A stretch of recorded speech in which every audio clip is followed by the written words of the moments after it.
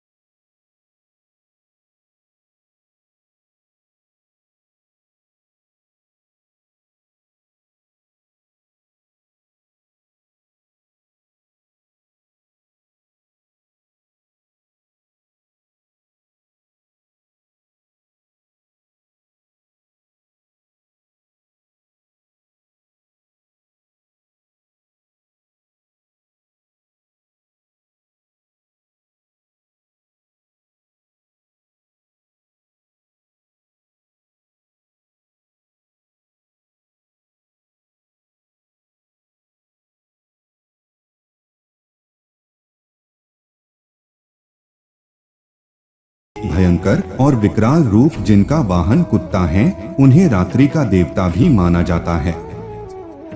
मध्य रात्रि काल भैरव की पूजा करने से सबकी मनोकामनाएं पूरी होती है। इनको काशी का कोतवाल भी कहते हैं।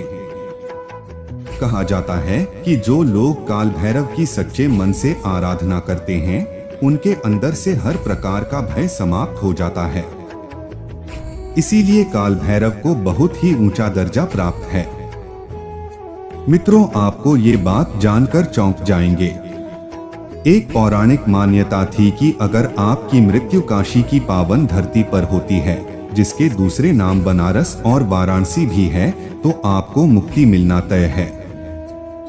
भले ही आपने जीवन में कितने भी गलत कर्म किए हों, और इसे मान्यता के बाद हुआ क्या कि जितने भी बुरे कर्म करने वाले थे, वो अंतिम समय में सब काशी आकर रहने लगे, और काशी में बुरे लोगों की जनसंख्या बढ़ने लगी। जो प्रेम और भक्ति के लिए जानी जाती थी, वो बुरे लोगों का डेरा बन गई।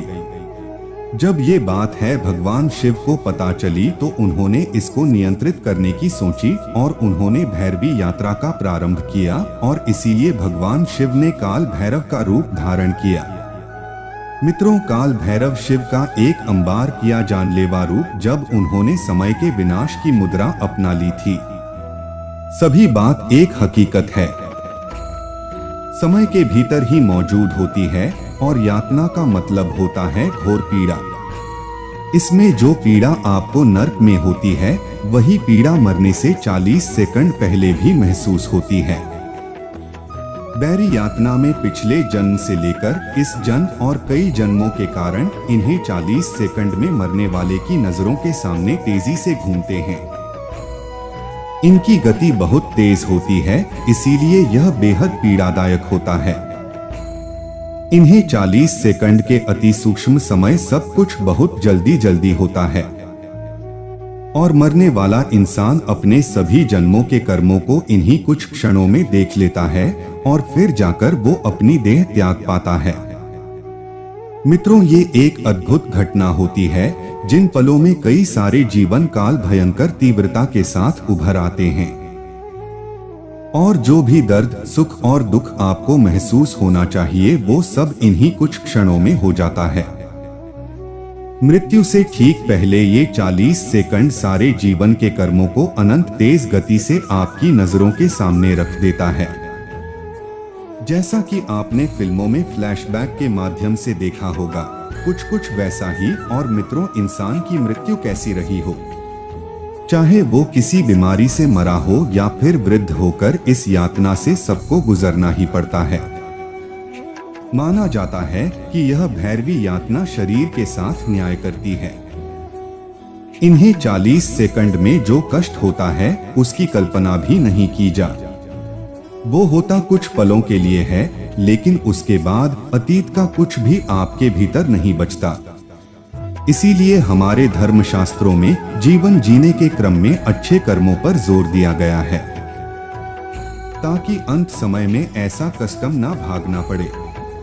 मनुष्य के कर्म उसके भाग्य का निर्माता होता है।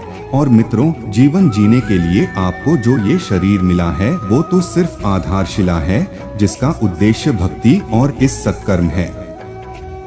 लेकिन मित्रों, आश्चर्य की बात तो ये है, काशी में मोक्ष पाने वाली ये मान्यता आज भी बरकरार है और कई लोग मोक्ष पाने के लिए काशी की पवित्र भूमि में ही अपने प्राण त्यागना चाहते हैं।